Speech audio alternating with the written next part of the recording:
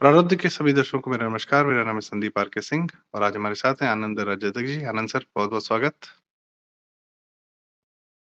नमस्कार।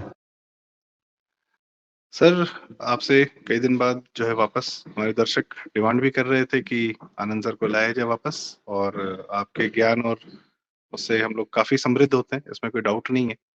तो सर, पिछले दिनों हमारे यहाँ यूपी में एक घटना हुई, जिसको होना ही था।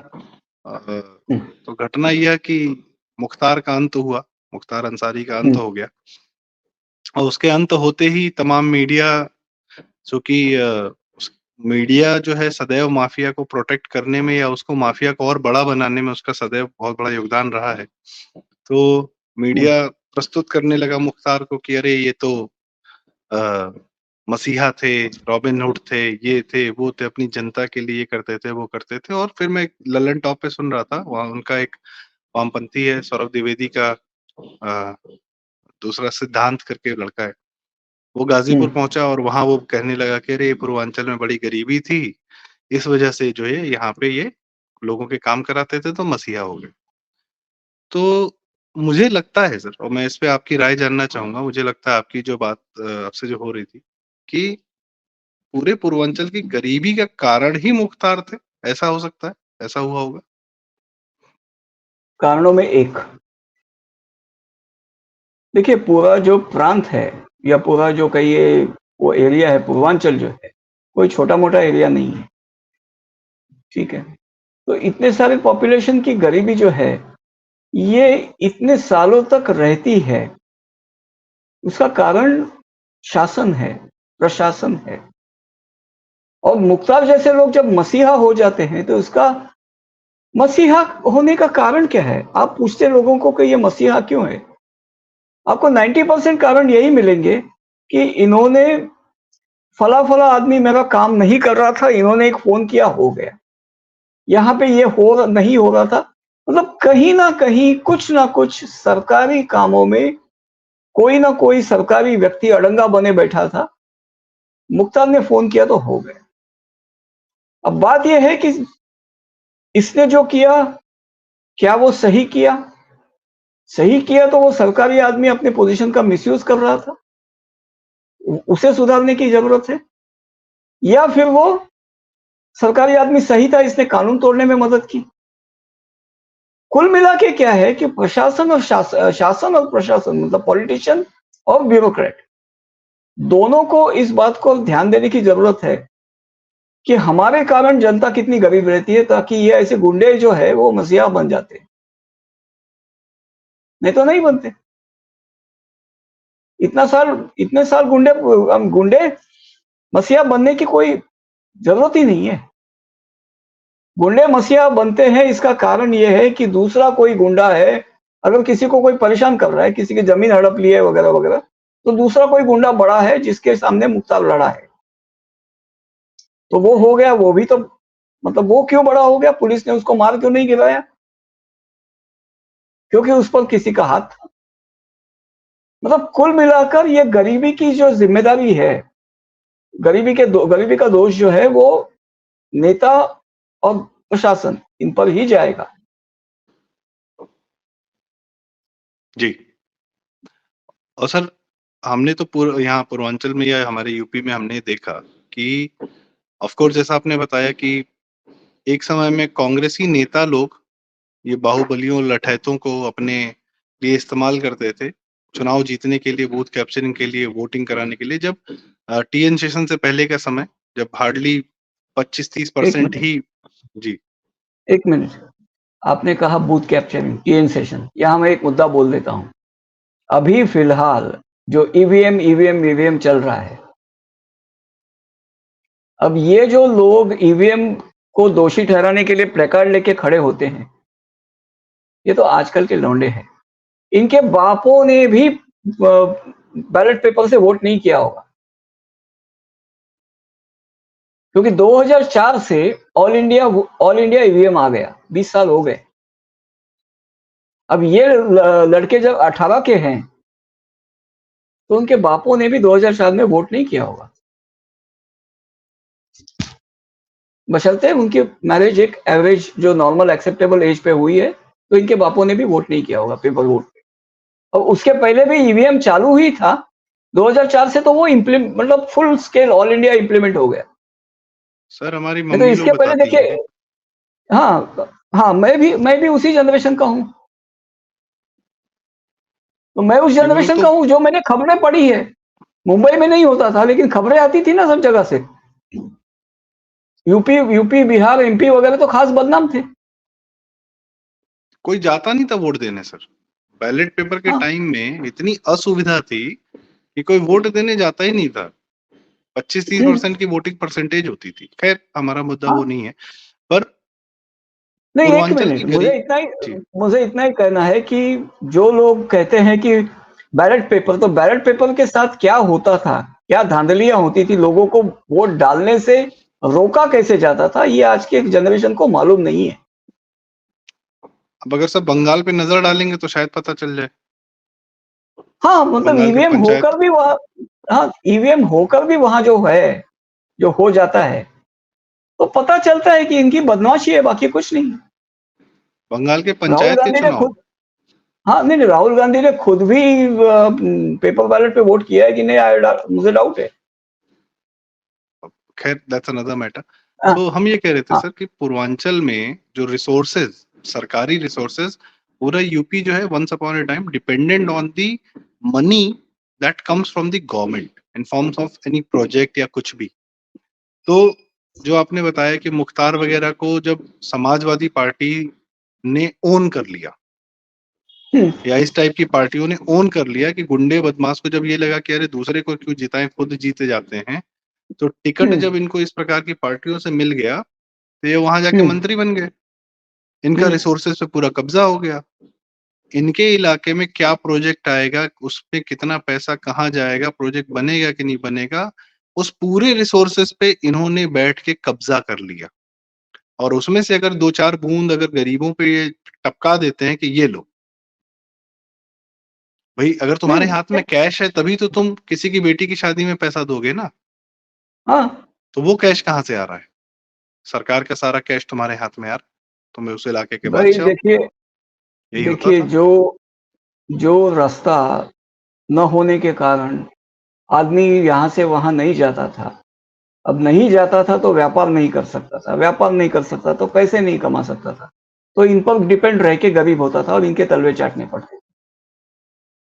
आज जब रास्ते आ गए अच्छे से, यात्रा सस्ती हो गई, यात्रा सुलभ हो गई, आज व्यापार बढ़ रहा है ना। तो इनके हाथों में फिर क्या रह गया है, जो गुंडा की पावर है, अब ये वसूली पर उतर आए। पहले सरकारी पैसे को कंट्रोल कर लेते थे, डेवलपमेंट होने नहीं देते थे, बस प्रोजेक्ट चलता रहता था,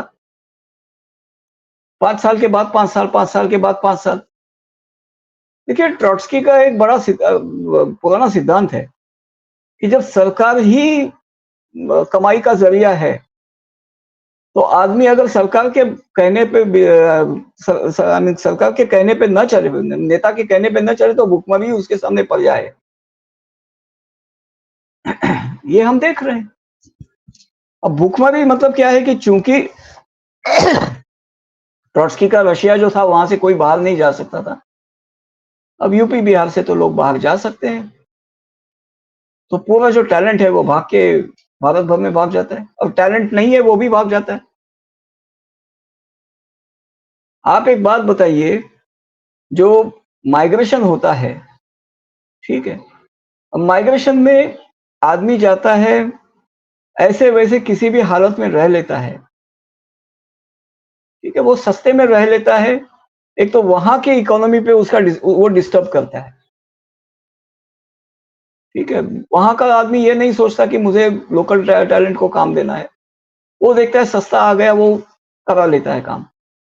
उसके बाद क्या, इनका यहाँ मतलब वहां जाके वो जैसे तैसे रहता है, उसकी हेल्थ खराब होती है, वो वहां रहता है, इसकी लुगाई यहाँ है, इसकी बेटी यहाँ है, इसकी बहन यहाँ है, घर पे पुरुष आदमी का न होने से कई सारे परिणाम होते हैं, जिसके लिए दो पाये भेड़िए तो बैठे ही रहते हैं। तो वो तो आप देख ही रहे हैं। ये सबका जिम्मेदार कौन है? वही लोग जिसने मुख्तार को बड़ा किया, वही लोग जिसने, आई मीन, अभी वो तो उसकी विरासत हो गई, उनके पिता ये कर गए मुख्तार जैसे। वहां तो लालू अभी भी जिंदा है, शहाबुद्दीन को उन्होंने बड़ा किया था, अब शहाबुद्दीन के बेटे को बड़ा कर रहे हैं। एक्चुअली क्या है, वैसे आपको एक बात बताता हूँ, एल एन टी रियल्टी आपने नाम सुना होगा, वो लार्सन एंड टूब्रो रियल्टी है। बिहार में LNT रियलिटी है, लालू नीतीश तेजस्वी रियलिटी क्या है, वो जो ये भरभरा कर गिर गया पुल, वो LNT रियलिटी है, रियलिटी नहीं। तो ये काम होते हैं ऐसे। 3 पुल गिरे हैं सर टोटल। वाह, चलिए, तो एक लालू के नाम, एक नीतीश के नाम, एक तेजस्वी के नाम। हाँ, अभी हाल फिलहाल में जैसे ही तेजस्वी सरकार से बाहर गए हैं, तो उन्होंने एक वीडियो हाँ, शेयर किया कि अरे ये पुल गिर गया। पूछा कि हम्म, अरे भैया ये पुल बना तो था तुम्हारे टाइम में, आज हाँ, गिरा है ना, नीतीश तो अभी 2 महीना पहले गए हैं ना बाहर। हाँ, हाँ, पुल बनते 3 पुल गिर चुके हैं सर, कोई मीडिया ध्यान नहीं दे रही। 5,000 हम्म, करोड़ के पुल गिर गए हैं, नदी में बह गए, और वहां पे असम में ब्रह्मपुत्र पे इतने बड़े बड़े पुल बन गए। हम्म। अब जम्मू कश्मीर में इनके चिनाब के ऊपर। देखिए क्या है, ठेकेदार को क्या, आदमी काम करता है कमाई के लिए, ठीक है, आदमी काम करता है कमाई के लिए, पैसा बांटने के लिए नहीं। अगर उसको मालूम पड़ता है कि जो कॉस्ट आएगी उसके ऊपर 50% लगाकर सबको बांटना है, और उसके हाथ में कितना आएगा, तो वो थोड़ी क्वालिटी काम करेगा, फिर ऐसे ही काम होगा। हमारे यहाँ जो है ना, मोची के लिए, मतलब जो जूते का रिपेयरिंग वगैरह करते हैं ना, उसके लिए कहावत थी कि उसके पास अगर आप चप्पल का जो अंगूठा लगाने जाओ, तो वो उसकी जो एक पट्टी आती है अंगूठे से बेल्ट तक की, वो वादी कहते हैं, तो बोले अब अंगूठा लगाने जाओ तो वो वादी ढीली कर देगा, नहीं तो और कुछ कर देगा, ताकि आप आते रहिए। तो इनका काम तो वैसे ही रहा। और मैं तो ये और देखता हूँ सर जी, आपने इन लोग की नहीं, बात और की, एक बात एक बता, शब्द। और एक बात जी, बता, एक बात और बताता हूँ। देखिए, अगर स्टेट में नौकरियां जो है, ये कहते हैं नौकरियां कहाँ है, सरकार इतनी नौकरियां नहीं दे सकती, कभी भी नहीं दे सकती। उसके लिए आपके यहाँ इन्वेस्टर्स चाहिए, मतलब इंडस्ट्री चाहिए। इंडस्ट्री तभी आएगी जब इंडस्ट्री को, पहली बात तो यह है कि इन्वेस्टमेंट की सेफ्टी मिलेगी, मतलब जो निवेश किया है उसकी सुरक्षा मिलेगी, और जो मुनाफा होना है तो मुनाफा होगा।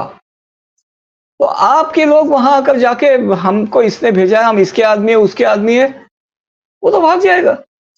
और एक भागा तो दूसरा आएगा नहीं। क्यों होता है ऐसे?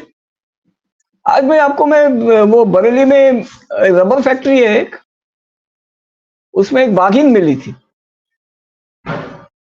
अब वो रबर फैक्ट्री कई सालों से बंद है, जंगल बंद बढ़ गया अंदर, तो बाघिन क्यों आती है, क्यों आई वहां पे? क्योंकि वहां हिरन बिरन तो घूमते होंगे, खाना नहीं है तो बाघिन ऐसे ही थोड़ी आएगी। तो इतने साल में वो रबर फैक्ट्री में इतना बड़ा जंगल कैसे बन गया? कितने लोगों का रोजगार गया उस फैक्ट्री से? किसी को ये पड़ी नहीं कि वो फैक्ट्री चालू करे, कुछ नया अपग्रेड करे। तो ये मतलब इन्होंने ऐसे काम केवल मतलब जनता का धन जो आता है वो लूटने के लिए बनाए हैं, तो कैसे चलेगा? अब सर कांग्रेस ने ये किया, समाजवादी पार्टी ने चालू रखा, बस समाजवाद का नाम लेते रहे। गरीबों की सरकार, गरीबों की सरकार, गरीबों की सरकार है। इस सरकार को, सरकार आई मीन इस पक्ष को सरकार में रहने के लिए गरीब गरीब रहने चाहिए। Exactly, exactly. जो गरीबों की बहुत, जो गरीबों का मसीहा बनने की कोशिश करता है आजकल, जो आम आदमी पार्टी या लालू या समाजवाद के जितने लोग, यह लोग इंश्योर करते हैं कि गरीबी बनी रहे। और सर मैं इसी हाँ इसी बात पर आपसे एक सवाल पूछना चाहता हूँ। ये एक शब्द जी, बड़ा यूज बढ़ाइए। किया जाता है, रॉबिन हुड। इन लोगों की हाँ, छवि को जस्टिफाई करने के लिए, गुंडों को, लूटने वालों को, माफियाओं को जस्टिफाई करने के लिए बार बार एक शब्द, और पर्टिकुलरली जैसे मैंने बताया वो लल्लन टॉप वाले सिद्धांत और इंडिया टुडे के राहुल श्रीवास्तव, ये सब जितने माफिया गुंडों को हमेशा इन जस्टिफाई सबको ना, करने के लिए नहीं नहीं, रॉबिन हुड इन शब्द सबको सर। जी इन सबको इन सबको भीगे हुए, मतलब भिगोए हुए जूते से सब पब्लिक के सामने मारना चाहिए। कहां से सीख कर आते हैं पता नहीं है, और इनको यह पता होना चाहिए कि भाई तुम जर्नलिस्ट हो, तुम्हारी कोई ना कोई जिम्मेदारी है, समाज के प्रति तुम्हारी जिम्मेदारी है, ये इन्हें पता होना चाहिए। तो जब आप बात करते हो, आपके पास मीडिया है, तो आपकी की हुई बात लाखों लोगों तक पहुंचती है। रॉबिन हुड क्या था? रॉबिन हुड इंग्लैंड में एक, कहा जाता है कि वो अन्याय पद्धति से अमीर होते, मतलब लुटेरे अमीरों को लूटकर गरीबों में उनकी संपत्ति बांटता था। अब इस बात का मेरे पास कोई काउंटर नहीं है कि वो कैसे था, जो उनकी नैरेटिव बनी हुई है वही है, तो हम रहने देंगे। लेकिन आप अगर देखेंगे तो मैं तो कहूंगा कि रॉबिन जो है वो रॉबिन हुड होना चाहिए था, ROBBING, रॉबिन हुड, मतलब लुटेरा गुंडा, लूटने वाला गुड गुंडा। One sir, good one sir. ये लोग अच्छा था। ये लोग जो है, ये है तो रॉबिन हुड है। अब रॉबिन हुड को, चलिए हम रॉबिन हुड की कहानी सही मानते हैं, ठीक है, तो मानकर क्या चलते हैं कि वहां पे राजा के जो भी सामंत थे, जागीरदार थे जिनके, तो वो अपने स्टेट में लगान वसूलने के लिए बहुत क्रूरता से पेश आते। चाहिए मतलब चाहिए, तुम कुछ भी करो। तो वो गरीबों से, मतलब उनका जीने का सामान भी उनसे लूट जाते थे। वो ये नहीं देखते थे कि आदमी जिंदा रहेगा या नहीं रहेगा, और नहीं दे पाया तो कोड़े मारते थे, जान से भी मारते थे, ऐसा कहा जाता है। तो वैसी स्थिति थी, तो रॉबिन हुड को, ठीक है, उसको जस्टिफाई किया जा सकता है। लेकिन जब लोकतांत्रिक देश में अगर कोई रॉबिन हुड बनता है, तो वहां की जो सरकार है, एक लोकतांत्रिक सरकार में किसी का रॉबिन हुड बनना उस सरकार के मुंह पे डामर में भिगो के मारा हुआ जूता है।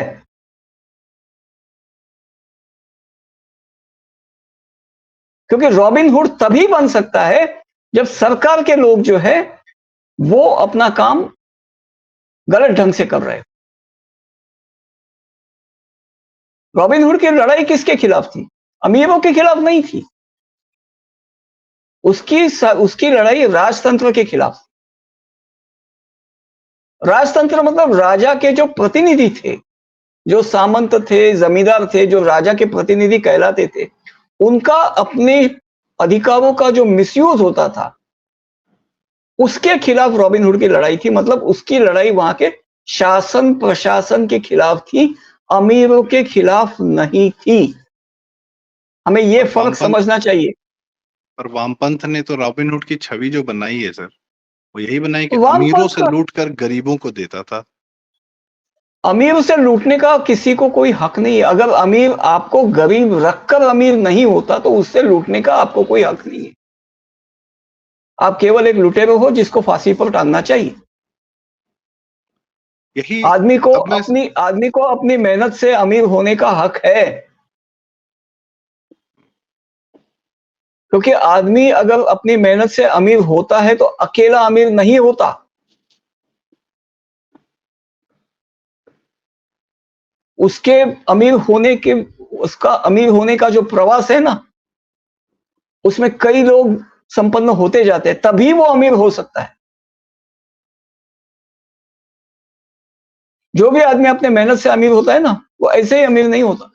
अगर मेहनत से अमीर होता है तो कई लोगों का सहयोग लगता है, कई लोगों से काम लगता है, और उसका मुआवजा उसे चुकाना पड़ता है इन अ फेयर वर्ल्ड। तो अगर वो इस हिसाब से अमीर हुआ है, तो उस संपत्ति पे उसका अधिकार है। आपको कोई अधिकार नहीं है उससे वो संपत्ति, बस वो अमीर है तो वो पाप नहीं है, उसे छीनने का आपको अधिकार नहीं है। आप अगर छीन रहे हैं तो पाप ही आप हैं। क्योंकि आप उसकी संपत्ति छीनकर जिनमें बांटने का दावा कर रहे हो, उन लोगों को आप बैठे बैठे खाने की आदत लगा रहे हो। आपने जिस अमीर को लूटा वो वहां से भाग जाएगा, दूसरा कोई आएगा नहीं, फिर पैसे। ये लोग तो खाने वाले हैं जिनको बैठे बैठे खिलाने की आपने आदत लगाई है। उसकी आदत बनी रहेगी। जी। अब कहाँ से और लोग लाते रहे, कहाँ से पैसे लाते रहेंगे? और एक बात और है सर, जो आपने कहा कि आप जैसे होते हैं आपके आसपास आप वैसे ही लोगों को प्रयास करते हैं कि आपके आसपास वैसे ही लोग रहें, जिनके कारण से आप अमीर होने का प्रयास करते हैं।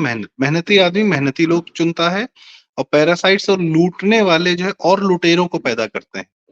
तो जो सबसे बिल्कुल। बड़ा लुटेरा था मुख्तार, अगर हम ये किसी आदमी के का आकलन करना हो कि वो क्या था क्या नहीं था, तो उसके आसपास जो उसने टीम बना रखी है उससे हम्म पता चलता है ना।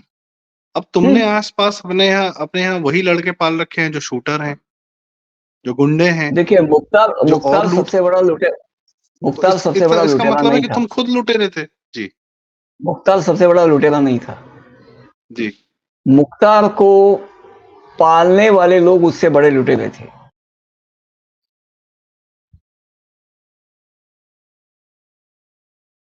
क्योंकि जिस मुख्तार को जिन्होंने पाला वो राजनेता थे, और राजनेता के पास पुलिस होती है, और पुलिस का काम है मुख्तार जैसे को दबोच कर खत्म करना। इतनी हत्याएं थी उसके नाम पर, उसको दबोच कर खत्म करना ये पुलिस का काम है। अब उसमें वो पुलिस अधिकारी को ही अगर राजनेता खत्म करने जाते हैं, तो मुख्तार से बड़े क्रिमिनल वो राजनेता है जो वैसे पुलिस अधिकारी को प्रताड़ित करते हैं। वो मुख्तार से बड़े क्रिमिनल है। और ऐसा हुआ था। डिप्टी एसपी श्री शैलेंद्र कुमार सिंह जी हैं, मेरे उनसे हम व्यक्तिगत दोनों उन्हें संबंध मिले, है। हाँ। हम दोनों उनको मिले हैं हाँ। अलीगढ़ में, जी सर। अभिनव जी के फार्म पे हम दोनों मिले हैं उनको। जी। हाँ, जी। आपके तो तो आप खैर वही है, तो आपके उनसे संबंध हाँ। ज्यादा होंगे। जी जी जी। तो बात वही है सर कि ये लोगों ने आप सही कह रहे हैं कि आप किस प्रकार के लोगों को प्रताड़ित करते हैं और किस प्रकार के लोगों को आप संरक्षण देते हैं, ये हम्म, नेता का चरित्र है। वो बिल्कुल। खुद बड़ा लुटेरा है, इसलिए वो अच्छे लोग को प्रताड़ित कर रहा है और घटिया लोगों को हीरो बना रहा है। एक हाँ इसमें सर आखिरी सवाल, ये तो बात हो हाँ। गई कि मुख्तार के जो ऊपर लोग थे, हम्म मुख्तार के जो नीचे की जनता है, जो जनाजे में हम्म गई है उसके, हम्म जो उसकी अनुग्रहित थी, जो मेक श्योर हम्म करती थी कि वो जीते, चुनाव जीते, क्योंकि मुख्तार का जो भी प्रताप था या मुख्तार का जो भी वहां पे सबको प्रताड़ना कर रहा था, उसके भुक्तभोगी एक तो ये मिनट। भी लोग थे। जी। नहीं नहीं नहीं नहीं। देखिए, ऐसे लोगों को पालने से और इनको इनको महिमा मंडित करने से होता क्या है? अभी मुख्तार सामने उदाहरण है इसलिए कहूंगा, ये मुख्तारवाद है ना।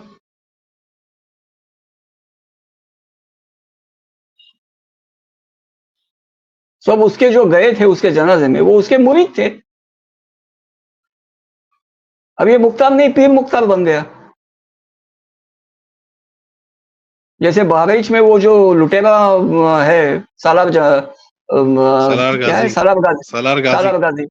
हाँ, तो एक्चुअली दोनों नाम, मतलब ये दोनों उसके नाम नहीं है। उसका नाम मुझे याद नहीं आ रहा है, लेकिन जब हम कहते हैं सालार गाजी, मतलब क्या है, इसका अर्थ समझते हैं आप सालार गाजी का? सालार मतलब सेनापति है। सेनापति और गाजी, ये दोनों उसके विशेषण हो गए, उसका नाम नहीं है। खैर, तो ऐसे लोगों को अगर उनका कल्ट बन जाता है, तो ये वैसे नेताओं का और बड़ा फेल्यूर है। मतलब यूं तो कहिए कि कब्र में से उठाकर उनके मुर्दों को टांगना चाहिए, इतना बड़ा पाप है उनका।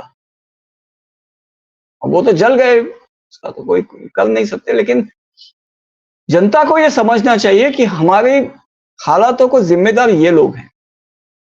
आपको मैं एक बात कहता हूं, यहां एक बात मुझे कहनी है।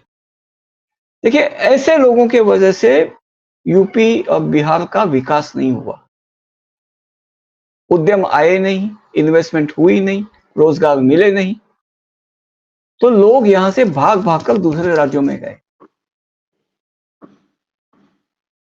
केवल यहां से रोजगार के लिए भागकर नहीं गए, यहाँ का जो, मतलब इन नेताओं के वजह से जनता का भी एक चरित्र डेवलप हो जाता है।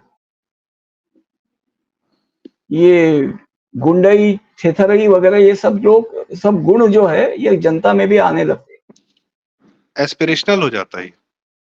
हाँ, ये एस्पिरेशन, क्योंकि देखिए, जो बात को, जो जो दुर्गुण को सजा नहीं मिलती, वो दुर्गुण नहीं रहता। बुरे आदमी के दुर्गुण को देख सकते हैं कि दुर्गुण है, जिसको सजा मिलनी चाहिए उसको सजा न मिलके वो आदमी को और सम्मान मिलता है, तो उसके दुर्गुण भी अनुकरणीय हो जाते हैं। तो ये ऐसे ही बातों के कारण आज देश भर में भैया ये शब्द, ये संबोधन जो है वो हेय हो गया, गाली का दर्जे पे आ गया। ये दो यादवों के वजह से, इनका सबसे बड़ा हाथ है इसमें। पलायन सबसे ज्यादा तो इनके कारण हुआ है ना, इनके समय में हुआ है। विकास के दौर में जो यूपी में आ रहा था, जो कुछ आ रहा था, क्या किया उन्होंने? ज्यादा से ज्यादा पलायन करवाया। ऊपर से ये लोग जहां जहां इनके मतलब पलायन किए हुए लोग जहां गए, वहां ये भी सभाएं लेने गए। उन्होंने उनको अपने पक्ष का वहां विस्तार के रूप में समझा। असल में तो ये इनके फेल्यूर का ढिंडोरा है दुनिया में, लेकिन उसको उन्होंने अपने विस्तार का जरिया समझा और वहां पे सभाएं लेने गए थे। बंबई में वगैरह आते थे, बेंगलोर में वगैरह जाते थे। तो ये जो है, इनके वजह से देखिए, भाऊ गाली नहीं है, दादा गाली नहीं है, प्राची गाली नहीं है, तंबी गाली नहीं है, अन्ना गाली नहीं है, गाबू गाली नहीं है, भैया क्यों गाली हो गई भाई?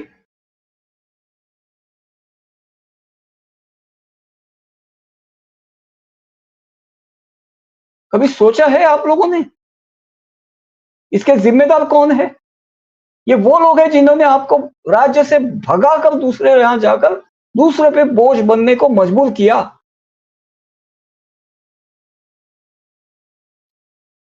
ये सोचना चाहिए जनता को। क्या कहें? जी।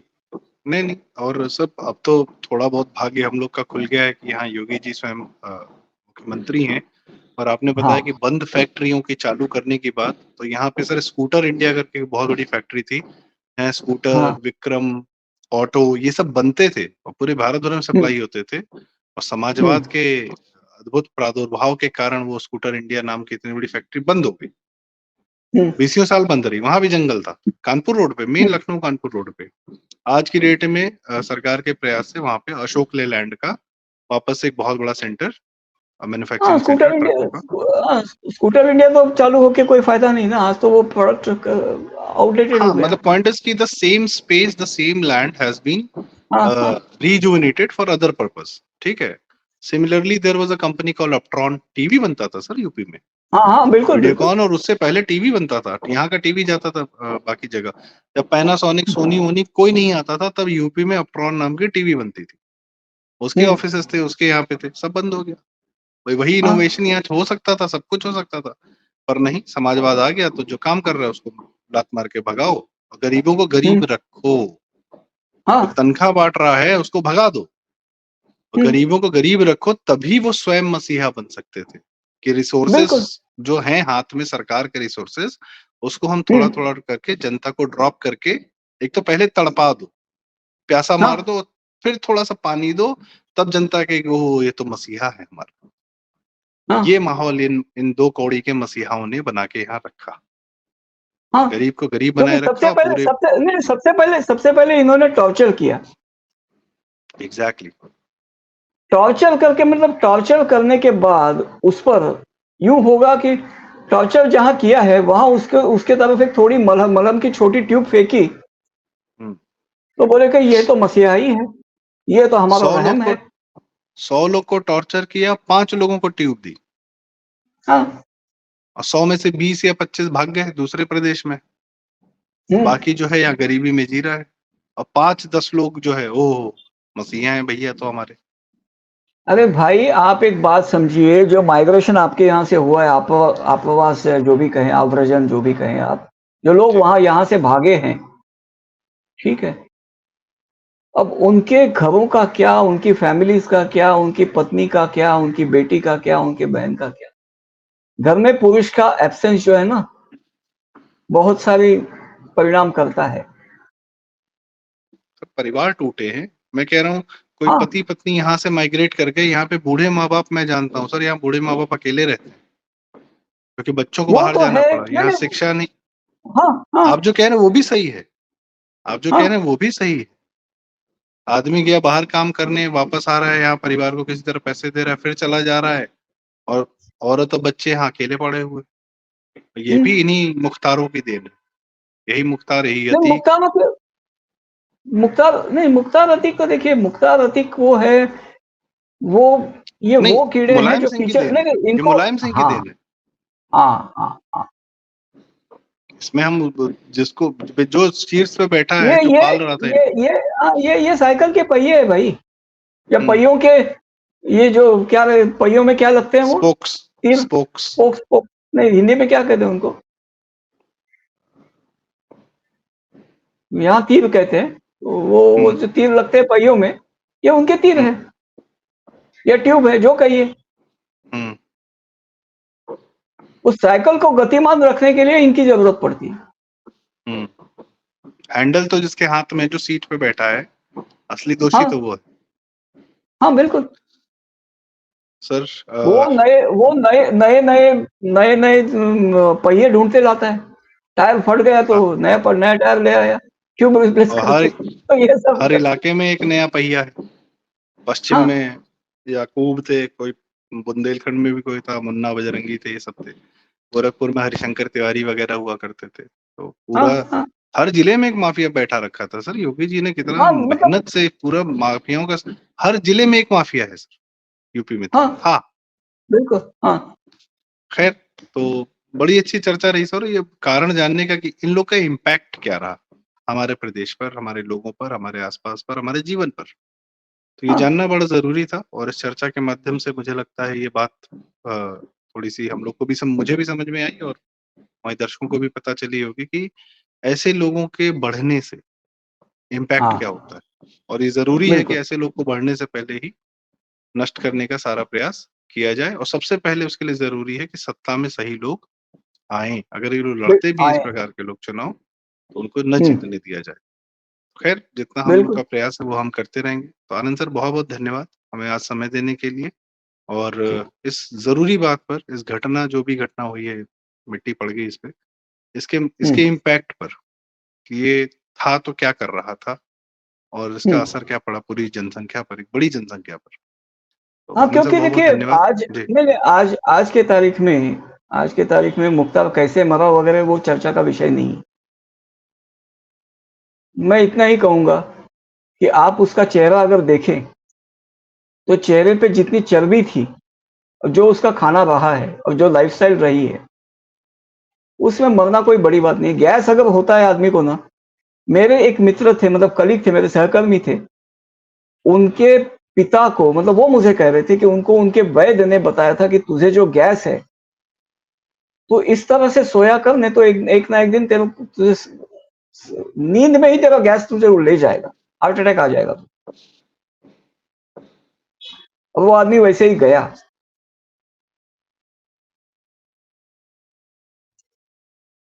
वो बता रहा था कि गैस बहुत, मतलब उसको गैस की तकलीफ थी, तो वो बता रहा था ऐसा ऐसा। मैं बोला गैस ही तो है ना, क्या है बड़ी बात है।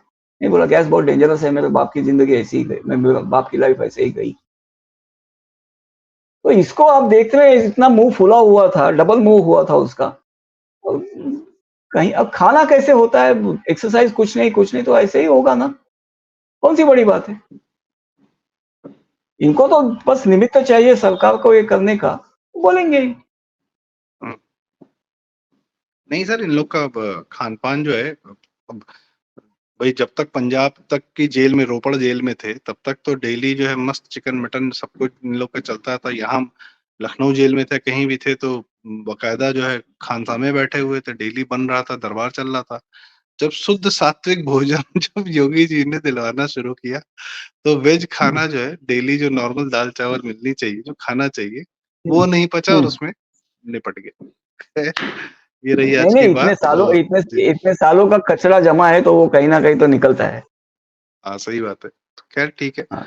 तो मेरे ख्याल से अभी वैसे पिछले 1 डेढ़ महीने से घर से ही खाना आ रहा था इनके, तो इनके घर वालों ने ही हो सकता है कि कुछ कांड कर दिया हो, कोई बड़ी बात नहीं है। हाँ, नहीं नहीं नहीं नहीं, ऐस मैं वो हाँ, बात नहीं नहीं, सर ये देखिए सब क्या है, हेल्थ कॉन्स्पिरेसी इशू है। थ्योरीज बहुत सारी हैं, हम भी 2 4 कॉन्स्पिरेसी थ्योरी डाल देंगे, क्या करना है। ये हेल्थ इशू है भाई, दिखता है। हाँ हेल्थ खैर, इश्यूज है, बिल्कुल है। हाँ खैर देखिए, एनीवे जो आजकल आजकल इतने इतने जहर अवेलेबल है ना, उसको वाकई जहर देना होता तो डिटेक्ट ही नहीं होता, वो कहाँ का कभी का निपट सकते थे। हम्म, निपटा नहीं होता तो कब का निपट सकते थे। ठीक है। ऐसी बात अब नहीं, समय चलिए। आ जाता है सर। माहे मुकद्दस में गए हैं, ठीक है। पिछले माहे मुकद्दस में अतीक गए थे, उसके पिछले माहे मुकद्दस में क्या नाम है को बिहार वाले शहाबुद्दीन गए। ठीक है, अल्लाह अपने पास बुला रहा है। अल्लाह सर, अल्लाह की मर्जी से के बिना कोई पत्ता नहीं खड़कता। तो यदि इन लोग की मौत हुई है तो अल्लाह की मर्जी से हुई है और रमजान के माह मुकद्दस में हुई है। तो फी भाई नारे उनको जहन्नम। जन्नत, हाँ जहन्नम नसीब करे अल्लाह, वहां जाएं एंजॉय करने, और अपने साथ 4 6 लोग को और ले जाएं तो अच्छा है। खैर आज की एक इस बात एक पर एक एक एक एक अधम कब्र में लटकाए, कब्र में पांव लटकाए बैठा है ना। ईद मलिक मुबारक कर साहब, जाए। मलिक, नहीं नहीं नहीं नहीं नहीं, हाँ अधम एक है। अधम, पहचान नहीं पा रहा हूँ सर। हरामपुर का है। आहो हो, ओहो, हाँ हाँ हाँ, अधम खां, अधम खां। हाँ, सही है, सही है, सही है। अरे सर, आपके आपके इलाके में भी एक बैठा है, अधम। नवाब मलिक, अस्पताल गया है। खैर, तो आज के लिए इतना ही। हंसने वाली कोई बात है नहीं है, अलग है। इन लोग के जीवन ने किसी का भला नहीं किया है, खासकर बहुत सारी जनता का तो बिल्कुल नहीं किया है। इसी बात पर आज का वीडियो में यही समाप्त करते हैं। बहुत बहुत धन्यवाद हमें सुनने के लिए, जानने के लिए। आनंद सर से हम बार बार बात करते रहेंगे। आनंद सर, बहुत बहुत धन्यवाद। नमस्कार।